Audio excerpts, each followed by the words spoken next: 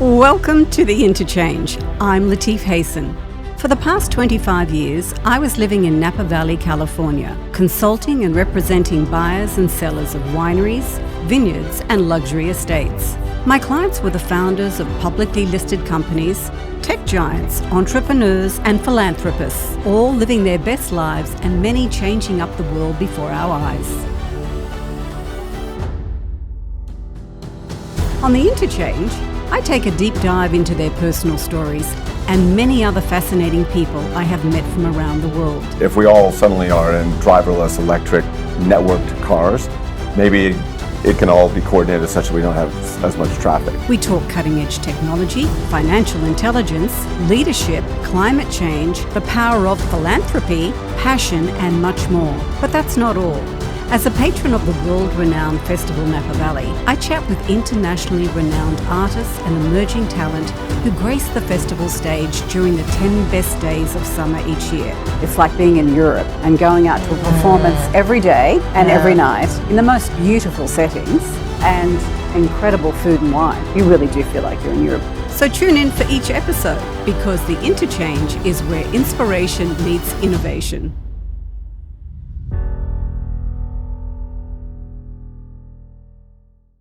Hello everybody, today I am super excited to introduce you to Maria Manetti Shrem. Maria is renowned for her pivotal role in internationalizing the fashion houses of Gucci and Fendi in the 70s and 80s. Today, Maria and her husband Jan Shrem are luminaries in philanthropy, providing significant endowments to 50 foundations in the US, Italy, the UK and Mexico. Through Maria's lifelong love of opera and the arts, she has fostered close friendships with the likes of King Charles, Pavarotti, Renae Fleming, Andrea Bocelli, Michael Fabiano, and Sophia Loren, to name a few. Please join me in welcoming Maria Manetti Shrem. Welcome, Maria. I'm so happy to have you here. I'm very happy to be here with you, Latife. Thank you. We're in the middle of the festival, Napa Valley. How are you holding up? I'm getting a little exhausted because I love every program that the festival does. They're masters, and I'm very proud to be a founder and a major donor for 18 years from the beginning of the festival. So Rick Walker and the team have done a fantastic work, and I talk about the festival all over the world because we have great artists and great production, and is very successful, and the people come from all over the world. It's very exciting. It's world class, but it's a marathon. Marathon. It's a marathon, Definitely day and it's night. A marathon. Yes. Oh my goodness, we all keep saying we need a Churchill nap. But you know, your life today is very different to how your life started. Yes. So you were born in 1940, the day that Mussolini declared war on France and Great Britain. Gives me goosebumps to think about it. Yes, in a way, it was a war to the whole world. Yeah. He got together with Hitler, conquering. They want to conquer the whole world, and it was the most horrible thing. And the Second World War too was very, very bad. And so, you know, I lived my first 5 years of my life in full chaos, you know, and that by living during the chaos, and with my mother and father, and they had 3 kids at that time, was very difficult, and but that's what gave me the strength in my life that I will not allowed to have that kind of chaos in my life. I became a perfectionist, and I became determined to make things be good in my life, and I worked very hard, and you know, I achieved a good level of success. I had 3 companies, and eventually my 3rd company was very successful, and I made some money, and now I'm giving all that money that I made back to the community, and through all the 50 foundations that I support all over the world. Remarkable, really. But your experience of war you remember that chaos. Yes. And it really has had a quite an impact on you. Well, it's why you are where you are today. Would you think? Yes, Yeah. definitely. Yeah. I feel right now, I feel extremely, extremely sorry, and I pray every day that the war in Ukraine and in Gaza will they found a solution, because the suffering of the people is unreal. Because, again, my family and myself, was a toddler, but I still remember several things. A matter of fact, I remember that when finally the American arrived, they loved me. They used to take me and put him on their lap, and they will give chewing gum to me, and that's how I learned about different things American. And they brought lots of great sweet and the jam with noccioline. Nutella? No. Nutella, but also hazelnut jam that we never had, and I still remember the flavor of the jam. That's awesome. Hazelnut jam. That's a great story. Just came into my mind. Yeah, it's great. So tell us about your upbringing and any pivotal moments you think that maybe shaped your destiny. Yeah, definitely. At that period of life in the 50s, children of modest family, they would go to work after grammar school at 12 years old. Oh. And yes, and my older sister, 3 years older than me, after she finished grammar school, she went to work. And I was destined to go to work too, and became a seamstress. Maybe I would have become a designer for sure. But that was I was very fortunate, though, that a Sicilian uncle convinced my mother that he kept telling her she's very smart, she needs to go to school. My mother made the sacrifice and found a school for me, and I felt so privileged that my other schoolmates, they were all working and I was a student. Therefore, I studied with so much strength and so much passion that I did so well in school. I got award for best student. I really, until 21, I was excellent student. And after I start my life, and I owe so much to education that now maybe 30% of my donation goes towards education, both for UC Davis University, in the opera, in the symphony. Many of the funds are towards education, because I believe education can change the life of young kids. Well, haven't we seen that every day on the stage, every year that we come? And I've been doing, obviously, we'll get to it in a little bit, not now, but research on all the foundations that you donate to and the children that benefit, that would never have had the opportunity otherwise. So it gives me goosebumps, it really does. So what happened to you, misfortune brings the best out of a person, right? And you didn't have a fortunate start, but it's turned out to be really wonderful, not just for you, thousands of other people.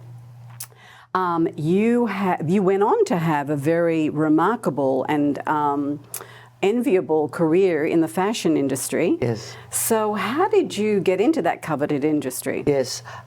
My first husband, Edward George, was Italo-American. He came from California, decided to take the best of Italy and bring it to the United States. We started a company called Gaia Knits, and we manufacture, and sold and export lots of beautiful clothing. And that was really the base, the foundation of what I did after that, because we will have the buyer for Florence has been always the headquarters of all the buying office of all the store of the world. They will have like the Saks, and Macy, and Neiman Marcus, Magnin, all the top store of United States, of also England, of different part of Europe, they will come to Florence and they will see designer and manufacturer. So I start working with them, learning all their system and selling to them. And once a year, they will come twice a year in our showroom, and I became friends with many of them. And once a year, my husband and I will take our Mercedes, put in the big boat of the Leonardo da Vinci and Raffaello, and we'll have sample in generally in the November month, and we will travel the whole United States and meet with the buyer again for the third time to get order. And definitely I found a completely different attitude, because when the buyer and the merchandise manager and the vice president of the store were in Italy that time, during their buying trip, they were relaxed, they were enjoying and going out. When I came to the United States, they hardly had time to talk to us. Everything was fast, fast, fast, fast. I learned that American people work very hard, and there is no time for chit chat, and you have to deliver and explain things very fast. Otherwise, they didn't have time. So I learned the American ethic of work completely different than Italian. They take their times. At that time especially. So it was the foundation, and I learned so much. I worked very hard. I had 300 people, and I spent time with the client, and that was the foundation. What gave me the success, and then how to run my third company, where I was fortunate that I made some good money.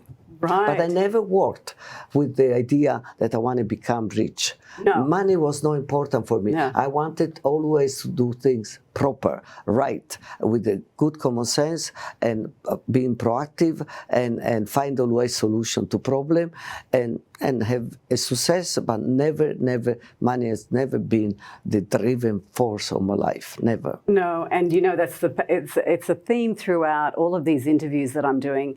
The people that I'm talking to, they all following their passion. Doors are opening. They're not following the money. Yeah. And every day is a joy. It's not a day of work. They don't feel like they work, And Robert Mondavi always said, if you do what you like, you don't work a day of our life. Yeah, that's right. Yeah. Actually, Jean-Charles Brosset said the other day, I've never worked a day in my life. Yeah. And look what he's achieved. Yeah. But so you came to the States for the first time in 1961. You were 21 years old. Yes. I saw San Francisco, and I said that I will change Florence only for another city in the world, San Francisco, because people know that there are no Italian from Florence in America, very few. They did not emigrate in mass like the Sicilian, the Napolitan, the Lucchese, and the Genovese in the beginning of the century.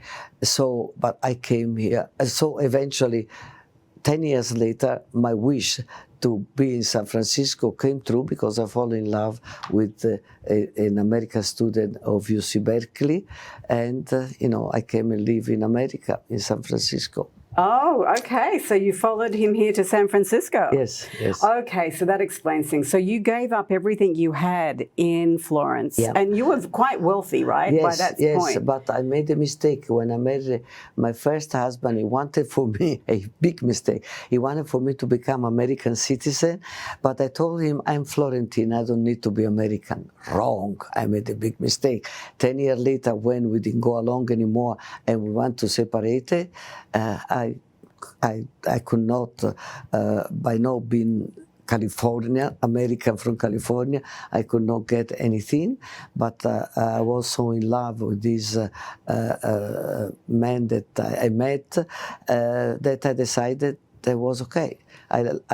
My family was desperate. All my friends could not believe, but I gave up everything, and I came in the United States in 1972, December 1972 with $2,000 in my pocket and few clothes and few jewelry. That's it. And I start over again. I love it. Well, what was that like?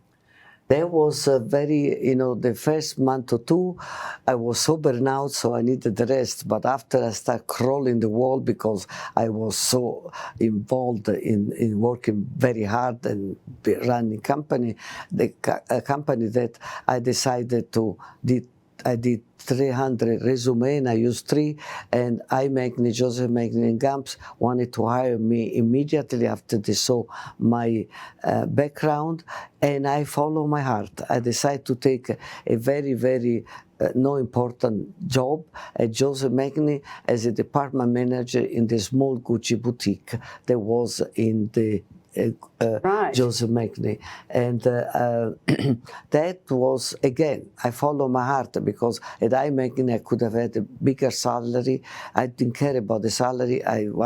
For me, Gucci was Florence, so I used to be a client of Gucci in Florence, so for me was with my heart, I was in Florence by being there, and indeed I took over, and the place was a mess. Who had run it until then? The buyer, they didn't know what they were doing. Of course, I took it over, and I turned it around, and in 6 months, they gave me from department manager a buyer position, and they sent me back to Florence by paying my trip and everything. So my family was in shock. They thought they will never see me again, or at least for a long time.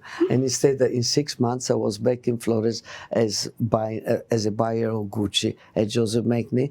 And I was there for 6 years. I developed, put my skill. I was not working for a company. It was my own company. I used to work 18 hours a day, 7 days a week. I ran it, and I became very successful.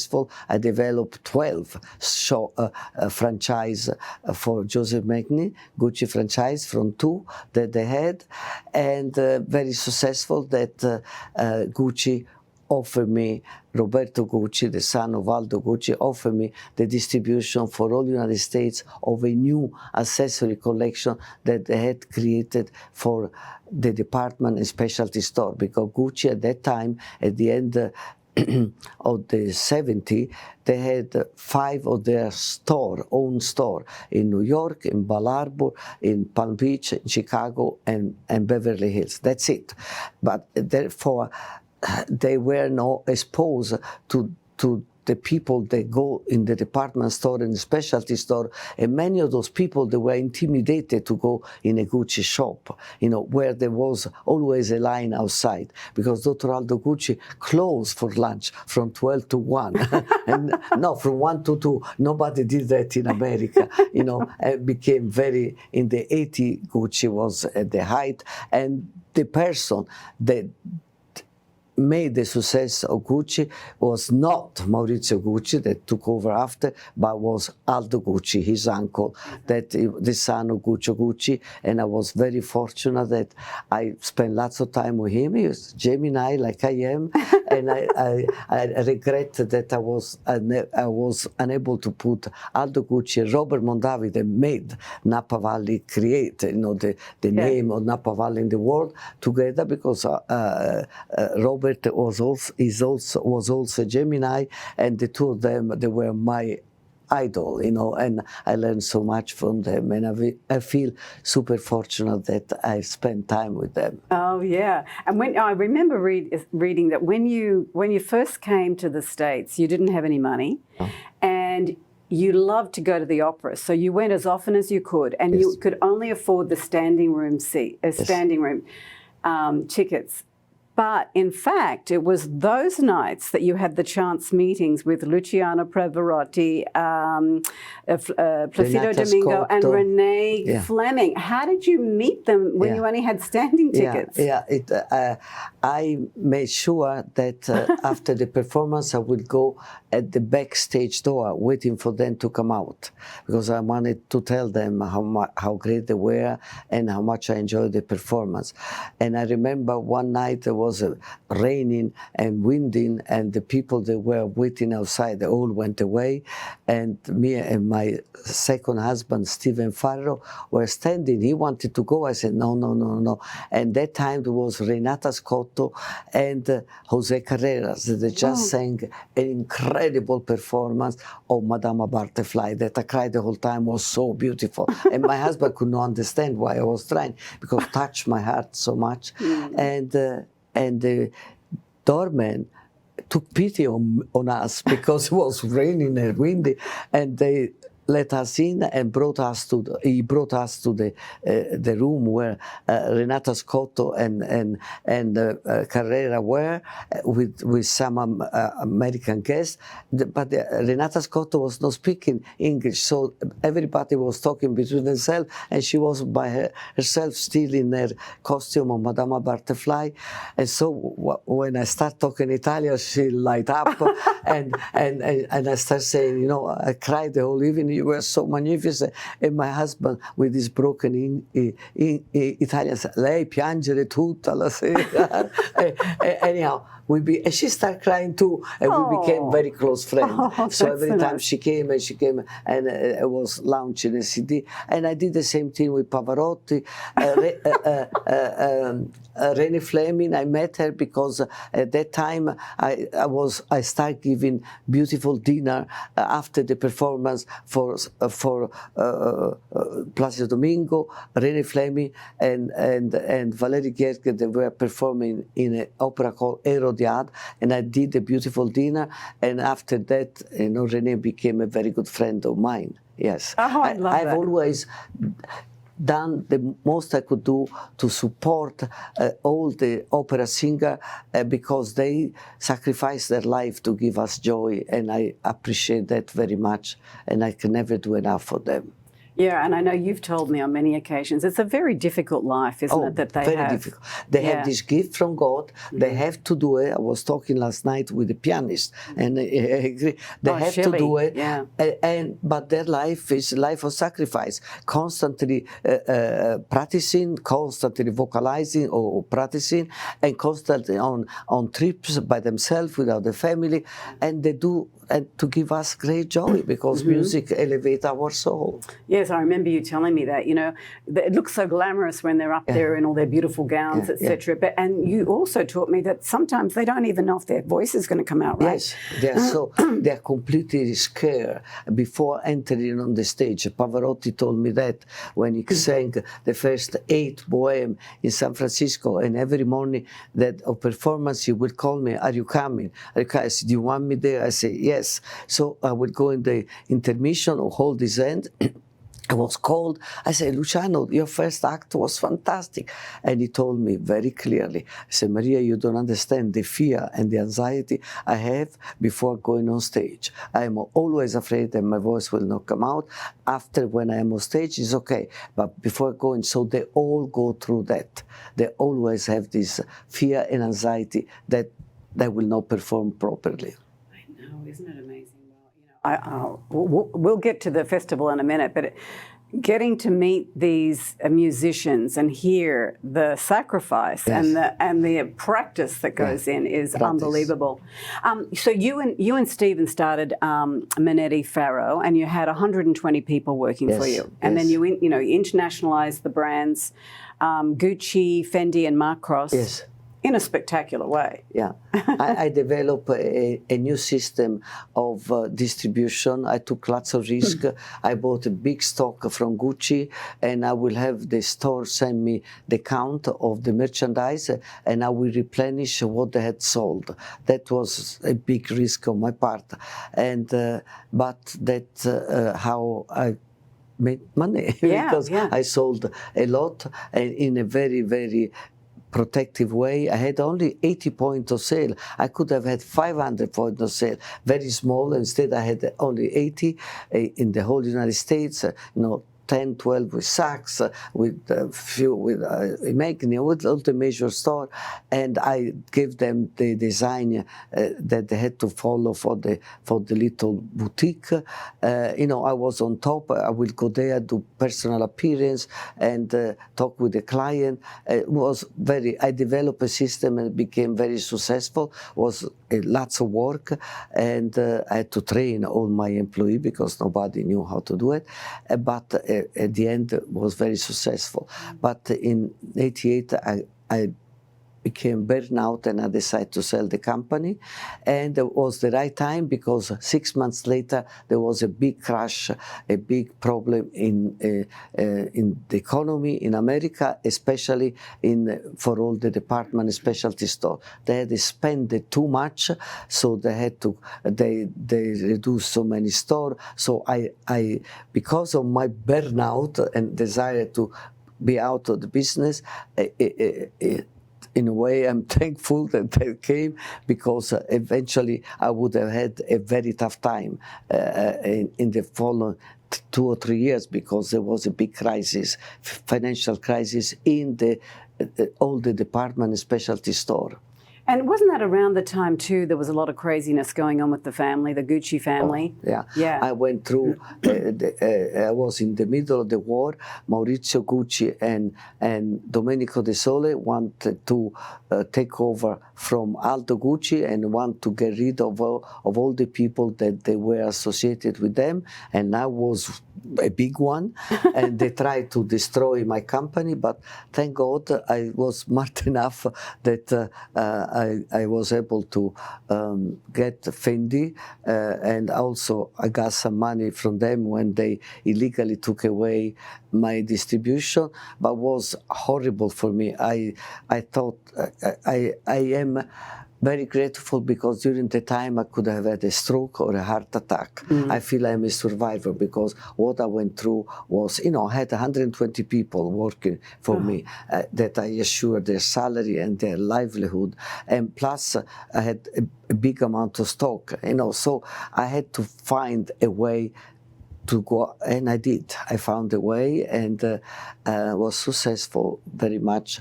But after I made the decision to sell the company, and I made the right decision at the right time.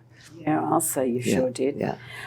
So then in the early 90s, you took to Buddhism. How has that enriched your life? Oh, definitely. Buddhism saved my life during after the whole problem with the Gucci war and the Gucci family and being able to stand up and having Fendi, and after selling the company, the love of my life had a midlife crisis and left the marriage.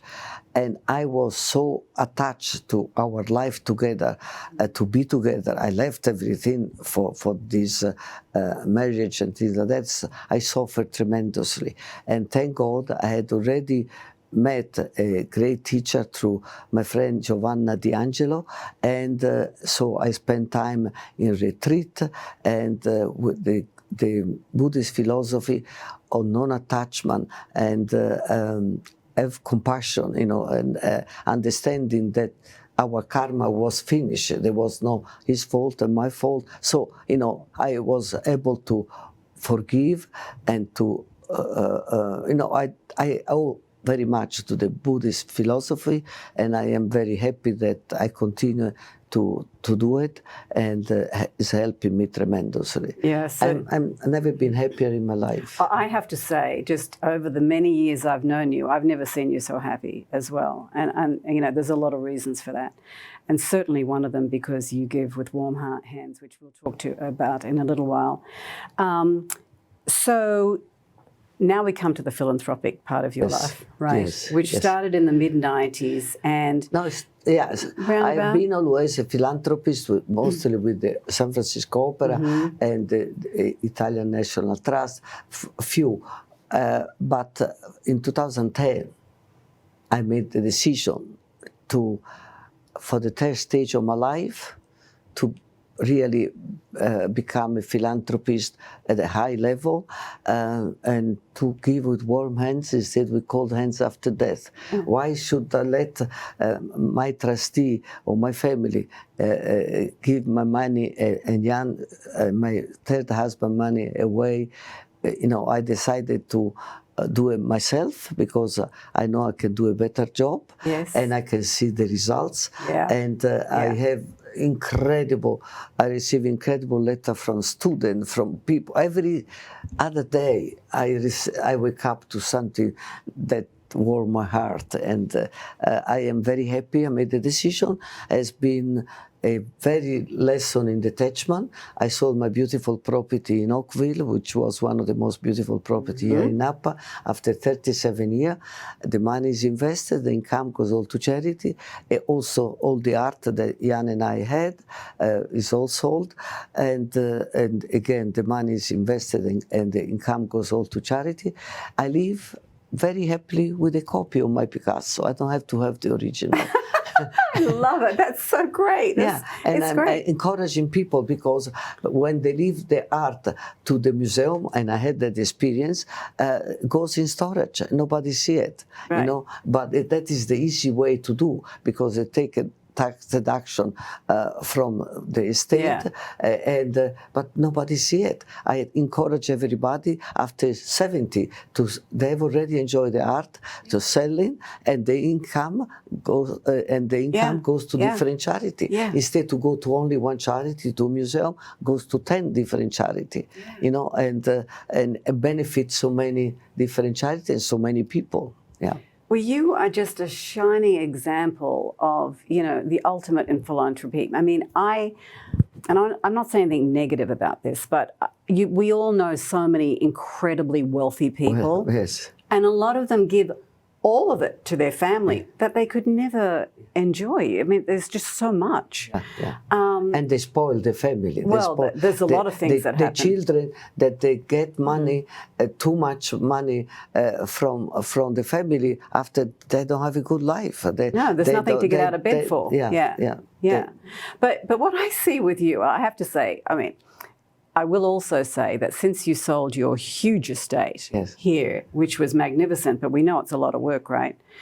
I feel like there's this weight off your shoulders, and you're as free as a bird. And look at your life. My God, we all say, how does she keep going? I mean, you are on the go. You travel the world. Because I belong to so many foundations, I participate to many of their events. Like I was in Europe, I was with the the Italian, the FI, Italian National Trust, great trip, with the Friends of Versailles, with the King Foundation, Royal Drawing School, and Met Opera in New York, and I'm involved in so many of their events, and I love them, and I love all of that, and I keep, as I always say, traveling is my oxygen. I work very hard in my office, manage my investment, and managing all the work that being a benefactor gives, because it's lots of work with contract, with decision making, and following up and everything. But I say, until my knee and my back hold, I'm traveling, because traveling, I learn always. I never stop learning, and I'm with incredible people in different parts of the world. Like I was at Cannes, and I had the opportunity to talk to Francis Ford Coppola, to Richard Gere, to Jane Fonda, and to Greta Gerwig, and I was there also with Pomelato, and every day's a fabulous day. Well, I know when we were in Switzerland, I couldn't believe it. Like, it was exhausting, day and night. Ba-boom, ba-boom, with the Festival Napa Valley. And one day, it was with Festival Napa Valley. And one day I said, oh my God, I have to have the day off just so I can make it through tonight. But you didn't. You just kept going. You're amazing. Okay, let's talk about, I'd love to talk about some of your some of your endowments. So, firstly, let's talk about the Manetti Shrem Museum of Art at UC Davis. Yes. Okay, I am at UC Davis because of my friend Margaret Mondavi. Margaret and Robert had the incredible wine and agriculture institute that is top in the world, and also the Mondavi Performing Arts Center. And they had in that compound, they had a piece of land reserved to build a museum because the UC Davis had 5,000 pieces of art, and they had a little gallery. And was there for 23 years, full of weeds, and they could not find the money to build. Margaret, when she knew that we were selling Clopigas, she said, Maria, would you consider? She really asked me. I said, you know, Margaret, I don't know anything about UC Davis. I had been there for the groundbreaking and the inauguration of the Institute of Food and Wine. I said, but me and you have been friends in life. We will be together after death. I will do it because of you. Yeah. Because you don't know how many people ask me, why you are at Davis? I'm not an alumni, you know, I'm not, Not an born alumni, here. yeah. You know, so I said, because of Margaret Mondavi. Yeah. And she's always with me, and I know she's so proud, and I love her. And I have to say, I have no stop with the museum, which I constantly finance and I help on many things, and I'm very, very involved. But now I am involved. I have just done the underwriting of 8 endowment for the biggest ever done for the College of Art and Science, and will benefit 35,000 students.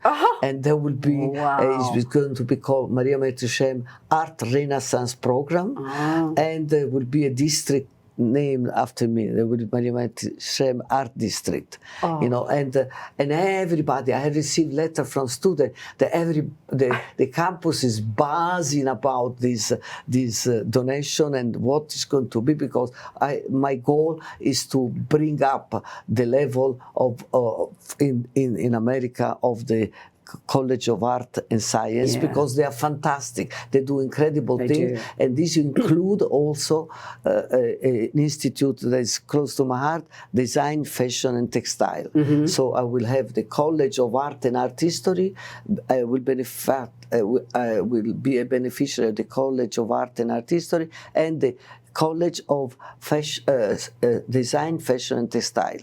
And they study how to make sustainability, clothing, and you know, they are incredible, and not many people know. It's unique in whole California. This institute, and I want for people to get to know this institute because they do fantastic things. So, give me great joy. We are going to celebrate. Do a big celebration at the beginning of the year when all the sign and all the district will be ready. But I think in 2 weeks, the top management is the chancellor that is coming tomorrow night to the. Last night I had at the festival as my guest the dean of the. I don't know if you met. School of Music? No, the dean of a college of. Art and Science. Art and Science. Last night. Yeah. And tomorrow night for the opera, Saturday for the opera, I have the Chancellor of UC Davis. Tonight I have a Provost Vice Chancellor, Ralph Hester. You know, so I am very involved. They love me. They say that the museum is the crown jewel of the university. You know, so Margaret is always with me. So the Mondavi and Manetti, now they're the biggest donor of the UC Davis University. And it's a fantastic university. It's fantastic. Yeah. Each year you sponsor 4 UC Davis students at King Charles Drawing School Royal in London. Drawing School, yes. Tell us about his foundation King Charles has 2 specific foundations. One is on his own, used to be Prince Drawing School, now is Royal Drawing School. The Queen in 2014 gave the okay to become royal, and I gave lots of money for the endowment, and the studio of the Royal Drawing School their name of me and Jan, and part of the agreement is that I send 4 students with my scholarship from UC Davis Art College to the Royal Drawing School for 3 months, October, November, December. And you should see the email and the book and the video that these students write to me every year, because change their life. Change their life. Change their life. And now there is also the Kim Foundation, used to be the Prince of Wales Foundation, but he had to give the title to the son. So now it's the King Foundation that has 7 specific foundation, and I just made a big donation, and that include they do fashion, sustainability, and they teach trade jobs, because King Charles believed not everybody is for the academic world. We must teach artisan and trade jobs, and I love that. So now I'm sending 2 students from the College of Design, Fashion and Textile to Scotland for the school. Oh, so now I have fantastic. 6 students Every year, every year, yes. Changing up lives every and year. And part of this 8 endowment, one is for 5 students that will get a scholarship to be in the College of Art and Science for free, and so it's, this again, education, so education, important education. to give, and what the joy that you get, and you see the results and how it changes their lives. Yes. I mean, I see it every day when it's Frost School of Music, or all of these phenomenal musicians that we see every year, and we hear their story, and a lot of them are sponsored by, they wouldn't have this lifestyle. Their families can't afford it. Here with the festival in Napa Valley, I have what is called the conservatory, a conservatory with 12. They select students from all over America, and last Friday, 11 o'clock, and they are going to sing tonight. They're going to sing tonight, piece of opera. Oh, I'm coming tonight now. 12, I wasn't going 12 to. students there on my conservatory, one of the endowment, one of the fun that I have with the festival, and they're fantastic. Yes, they're incredible, and for them, they're here for 5 weeks, and beside the 3 weeks of the festival more, and they are taught, and there is great, like from the Frost School of Music. They have teacher, and they have the faculty are playing they are with them. teaching to this, and they are participating in the opera. Tonight they are doing piece of opera, so it's really great. Again, I love the student. I like to spend time with the student. I know you do. I've seen you. So you are also an ambassadress to the Andrea Bocelli Foundation. Yeah, for many years I've been supporting the Andrea Bocelli Foundation. They have built school in place where there was the earthquake, and I've been supporting, and I've done many things, including there is a new school at the top pediatric hospital of Italy. It's called the Mayer Hospital in Florence. It's one of the best in Europe. And there is a Maria Manetti Shrem Educational Center, a brand new school that I supported through the Bocelli Foundation. Yeah, they're going to name a classroom after you at the Camerino Academy of Music. Yes, that was already a few years ago. Oh, that's another one. Yeah, that was another thing. Yeah. This has just happened last March, this March,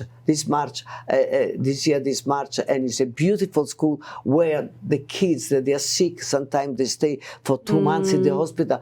They can do schooling, but mostly they can learn about music, about art, also about planting vegetable and flower. Is a beautiful. I could not even talk. They gave me the microphone to talk. I was sobbing because it made me so happy that these poor kids now they used to have a very dinky small room as a school. Now it's a beautiful architectural design and in a great area. Took almost 2 years to build failed because there was a change of management, but eventually we're done. We are very close with the, I just sent a big donation now for another things with the Andrea and Veronica. Yeah, well, I'm sure it's because of you that we get to have them here at the festival, and Matteo. Yeah. And you're also a significant financial supporter of ArtSmart, which is a charitable foundation put together by Michael Fabiano and John Viscardi, who are both operatic, American operatic tenors. I loved learning about that, actually, what he's doing. 6 years ago, Michael Fabiano is now 39, but 10 years ago, when he was 29, and he was singing Bohème in San Francisco, I met him together with Nadine Sierra, which I love her, she's my friend, and I've supported her in many things. And he came and talked to me about this idea to have a foundation to teach kids in school one-to-one that had a good voice and they couldn't afford to have this teaching. And the other things that I loved, what he told me, he will give the job, well-paying job, to those opera singers that don't make it. And there are hundreds of them. Yeah. So for me, because I remember I used to have a trainer that she studied for opera singer, and to support herself, she had to be a trainer. And they are, they can be waitress and everything. There is so many people, they study, and they never make Nothing it. happens. Never. Yeah. So this is a two goal, to teach one-to-one in school that they could not afford, to students they could not afford, and give a job to opera singer or solist. So I started with $5,000, and he was very happy, and I increased. And 2 years ago, he came and says, "Could you pledge $1 million payable in 5 years?" I said, "Michael, I said, let me think about." So what happened? He was for the opening of the opera. He came together with Nadine Sierra and Luca Mencin and Patti Petty for a beautiful concert 2 years ago, and I went to the opera. And I opened the program, and I see everybody was singing. And he had put that he will sing "Parlami d'amore Mario," which is my favorite Napolitan song. "Speak of love to me, Mario." My former husband, Stephen Farrow, learned it and used to sing it to me. So I've had many singers sing it to me from the stage and in private party. So after the opera, I say, "You are a son of..." I said, "You went directly to my heart." Of course, I say, I'm giving you the money. And it has been very, because of ArtSmart did a big publicity in Insta and everything, and they got that motivated many other people to give. See, one thing that I am very happy that I'm becoming a catalyst for people to say, if Maria Manetti does, we want to do it too. So that's what I love, because I constantly ask people to be a benefactor of the festival, of the San Francisco Opera, or the museum, or whatever I am involved. I really try to get other benefactors. You're a trailblazer. Yeah, and so Michael is very, very happy, and him. That is an opera star in the world, and is such a heavy and so much work. Starting with Viscardi, they went to school together. This foundation, I have a great admiration. Yes. Like I have a great admiration of Carlo Ponti Jr. He has a foundation and is bringing music to poor school in Los Angeles. Is he? And yes, I've been giving money to his foundation for the last 12 years. And he constantly, sent me a link to the concert that he does. That's why he did a big speech on me the other night. Yeah. He say beautiful things about me from the stage, because I have been supporting his foundation from when he started. I didn't know he had one, and Yes. Rick was trying to set up an interview with him and Vittorio, his son. Oh Yeah. my God, I know. what a pianist! I wow. called Sophia Loren yesterday You morning. did? Yeah, because I needed to tell her how great her grandson was, and she kept.